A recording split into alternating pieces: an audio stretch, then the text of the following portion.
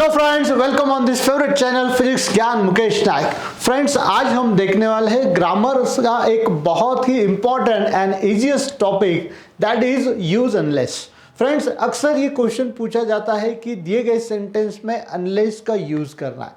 तो चलो देखते हैं आज की अनलेस कैसे यूज करना होता है। फ्रेंड्स देखिए, अनलेस का मीनिंग क्या है। Actually unless is nothing but if not. If not का मतलब ही होता है अनलेस। तो अनलेस अगर दिए गए सेंटेंस में हमें यूज करना है तो डेफिनेटली सेंटेंस में इफ या नॉट ये कुछ वर्ड्स हमेशा रहेंगे। यहाँ पे देखते हैं किस तरीके से हमें यूज करना होता है। दिए गए सेंटेंस में इफ होगा, for example if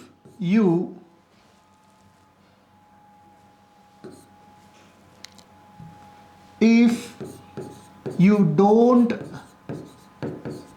obey my orders, you will be punished.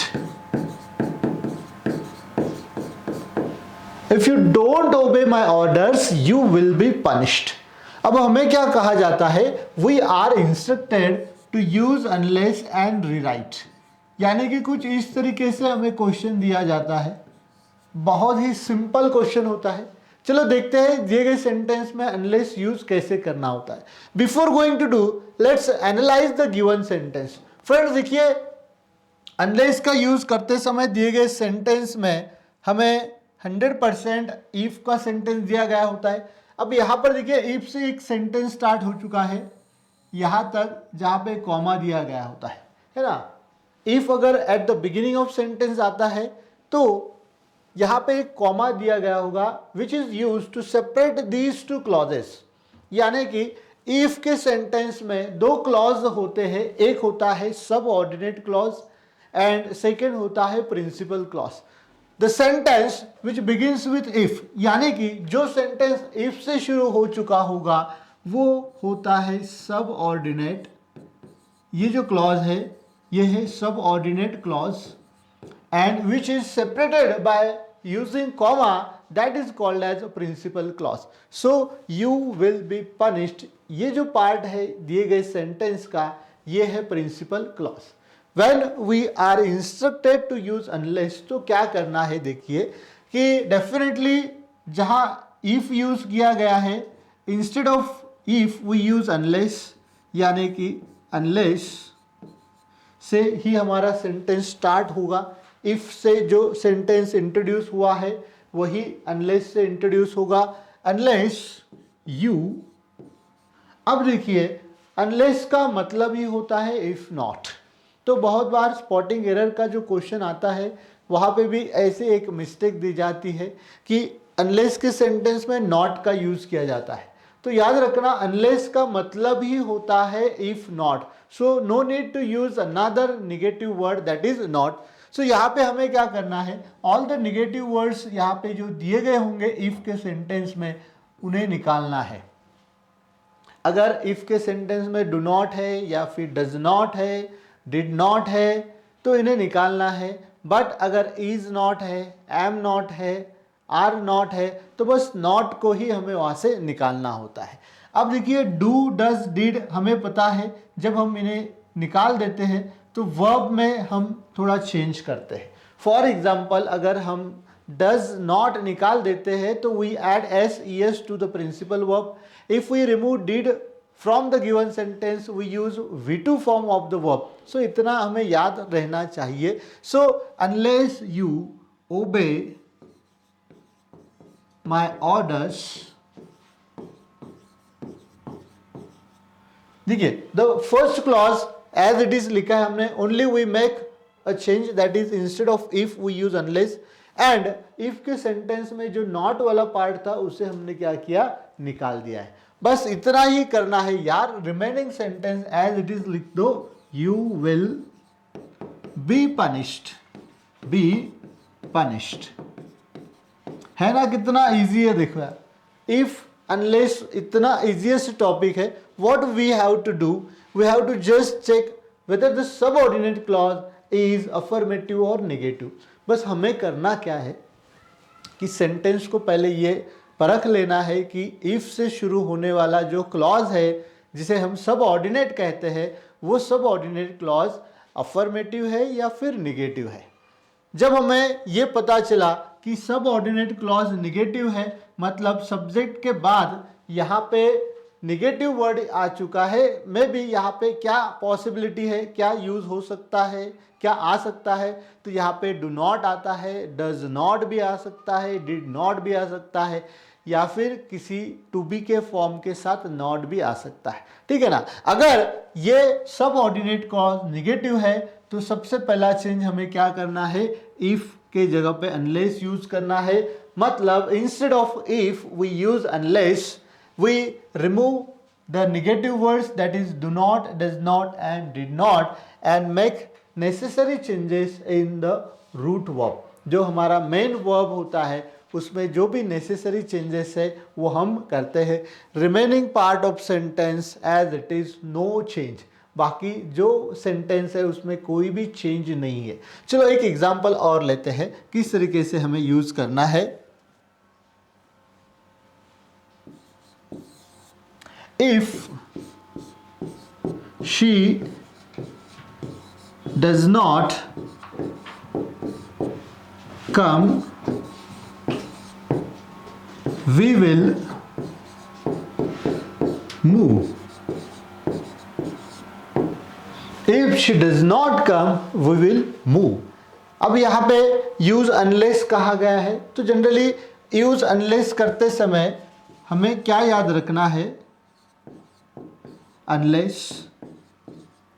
तो अनलेस का डायरेक्टली कंसर्न होता है इफ के साथ। तो देखिए दिए गए सेंटेंस में इफ का यूज किया है। Now the sentence which begins with if होता है सबऑर्डिनेट क्लॉज। अब ये जो क्लॉज है सबऑर्डिनेट, ये शुरू में भी आता है एंड बाद में भी आ सकता है। इट इज नॉट नेसेसरी कि सबऑर्डिनेट हमेशा शुरुआत में ही आएगा, क्या नहीं, मे बी प्रिंसिपल क्लॉज शुरू में भी आ सकता है। For example we will move if she doesn't come, अगर वो नहीं आती है तो हम निकल पड़ेंगे, है ना। तो subordinate clause and principal clause, इनका ऐसा सीक्वेंस नहीं है कि यही क्लॉज हमेशा फर्स्ट आता है। Either subordinate or principal can be written at the beginning of sentence। अब हमें क्या करना है, if का सेंटेंस हमने देख लिया, पढ़ लिया।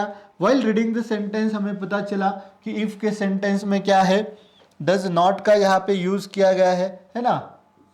देखिए यानी कि the given subordinate clause of the sentence is negative one। तो हमें ये पता चला कि ये जो subordinate clause है if का, ये negative है। तो what changes we make? First instead of if we use unless, यानी कि इफ के जगह हम क्या यूज करेंगे, अनलेस।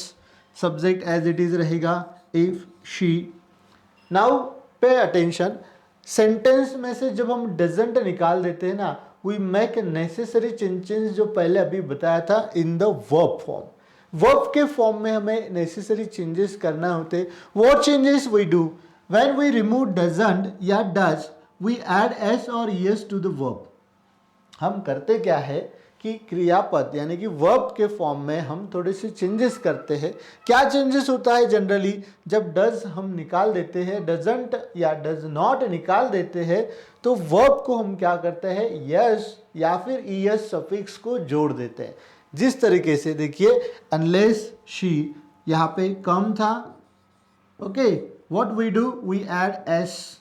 अब ये सही हुआ है ग्रामर का, यानी कि अनलेस शी कम्स। अब डजंट निकालने के बाद हमें वर्ब की फॉर्म को क्या करना होता है, एस या फिर es, जो भी करेक्ट होगा सफिक्स वो हमें ऐड करना होता है। And remaining sentence as it is, for example we will move, we will move. तो है ना कितना इजी होता है कि दिए गए सेंटेंस में अनलेस का यूज़ करना। तो फ्रेंड्स देखिए ये फर्स्ट हमें यहाँ पे एक पॉइंट याद रखना है कि if the given subordinate clause is negative, यानी कि दिए गए इफ़ वाला जो सेंटेंस है वो यदि निगेटिव होगा तो इस तरीके से हमें अनलेस यूज़ करना है, यानी कि the changes which we have made are only in subordinate. जो भी कोई चेंजेस हमें करना है वो सारे चेंजेस हम सब ऑर्डिनेट में ही करते हैं। Principal clause you can see remain unchange, तो प्रिंसिपल क्लॉज में कोई भी चेंज यहाँ पे नहीं किया गया है। You will be punished, you will be punished as it is है। वी विल गो, है ना। सब चेंज जो किया है हमने वो सब ऑर्डिनेट में ही किया है। एंड चेंज भी बहुत सिंपल है, that is instead of if we use unless. If के सेंटेंस में जो भी निगेटिव वर्ड दिया है नॉट वाला, do not, does not, did not, उसे निकालना है। And make necessary changes in the verb, ये बहुत इंपॉर्टेंट है, नेसेसरी चेंजेस इसी तरीके से चेंजेस करना होता है। चलो देखते हैं, अभी ये तीसरा सेंटेंस आप को सॉल्व करके कमेंट बॉक्स में लिखना है। If I don't learn English, comma, I will be rejected. If I don't learn English, यदि मैं इंग्लिश नहीं सीखता तो मुझे रिजेक्ट किया जाएगा। तो फ्रेंड्स आपको क्या करना है, you have to write the correct answer using unless in comment box में लिखना है और इसे भेजना है। होप आपको ये वीडियो अच्छा लगा होगा, तो चैनल को लाइक, शेयर एंड सब्सक्राइब कीजिए। Thank you for watching this video.